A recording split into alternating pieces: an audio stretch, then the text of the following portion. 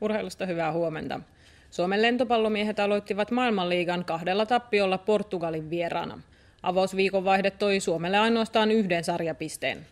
Lauantaina Suomi hävisi kamppailun tummapaitaiselle Portugalille erin 2-3 ja eilen tappio tuli lukemin 1-3. Suomi onnistui viemään niminsä ainoastaan ottelun toisen erän. Sen päättää onnistuneesti Suomen tehomiehenä 15 pisteellään ottelussa toiminut Antti Siltala. Jarmo Korhoselle pelit olivat ensimmäiset maajoukkueessa. Tunnelmasta tykkäsin, että ensimmäisiä vihellyskonsertteja minun uralla, kun katsomosta kuulee. Mutta totta kai pettymys mutta hieno pelata näitä pelejä, että nyt vaan parempia tuloksia vielä, niin vielä mukavammalta tuntuu. Ja tästä Suomi jatkaa suoraan Serbiaan, vastusko entisestä? Nimenomaan, että halli isonee ja porukka lisenee tuolla katsomossa ja siellä on taas paljon kuumemmat pelit, että meidän pitää tässä viikolla niin treenata hyvin ja pelata paljon paremmin. Milanolainen Inter on voittanut jalkapallon Italian cupin. Loppuottelussa tumma-asuinen Inter kukisti Palermon. Samuel Eto'o vie milanolaiset 1-0 johtoon vajaan puolen tunnin kohdalla. Vartti ennen loppua Eto'o onnistuu toistamiseen, tilanne on 2-0. Maali on kamerunilaiselle kauden 37. Molemmat joukkueet onnistuvat vielä kertaalleen ja Inter voittaa maalein 3-1. Cupin mestaruus on Serie A:ssa toiseksi jääneelle Interille seurahistorian 7.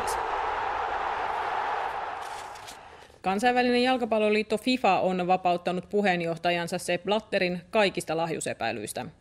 Sen sijaan Aasian jalkapalloliiton puheenjohtaja Mohammed bin Hammamia ja 3 muuta FIFAn virkamiestä epäillään lahjuksista.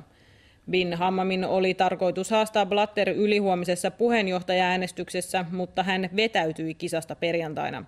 Hänen epäilee maksaneen tietyille tahoille ehdokkuutensa tukemisesta.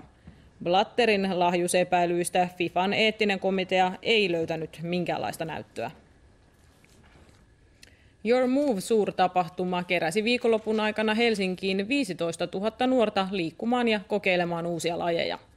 Eniten liikkujia ovat keränneet erilaiset toimintaradat, muun muassa jäähalliin rakennettu Viikinkirata. Ulkona voi liikkua muun muassa jäällä, lumella ja hiekalla noin 50 eri lajin parissa. Tapahtuma jatkuu Olympiastadionin ympäristössä keskiviikkoon asti. Tuliko tämä tapahtuma tarpeeseen? Ehdottomasti tuli. Täällä on ollut tosi hyvää palautetta ja on jopa kysytty, että jääkö tämä tähän pysyvästi tähän alueelle. Ja ehkä tämä tehdään vaikka parin vuoden kuluttua uudestaan, saa nähdä.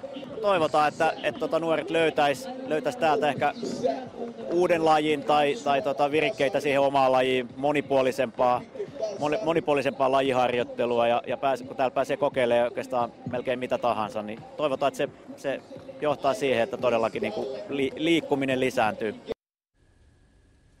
Näin. Urheilua taas 7:30 jälkeen.